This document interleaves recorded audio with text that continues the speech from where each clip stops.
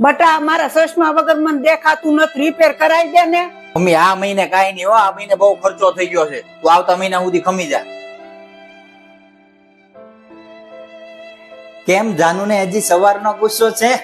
મને ખબર જ હતી, એટલા માટે હું મારી તારી ને ધ્યાનની કાશ્મીરની ટિકિટ લઈ આવ્યો છું. સાચી? યસ. પપ્પા મારે નથી આવું, મારી ટિકિટ કેન્સલ કરાવી નાખજો. અરે બેટા તું આવ તો ખરા, જો તો ખરા, કાશ્મીર છે ને ધરતી પરનું સ્વર્ગ છે. પપ્પા મારે નથી આવું, તમે મારી ટિકિટ કેન્સલ કરાવીને ઈ પૈસા મને આપી દેજો, હું એ પૈસાથી બાના ચશ્મા કરાવી આવીશ. અને પપ્પા સાચું સ્વર્ગ મા બાપની સેવામાં હોય છે, કાશ્મીરમાં નહીં.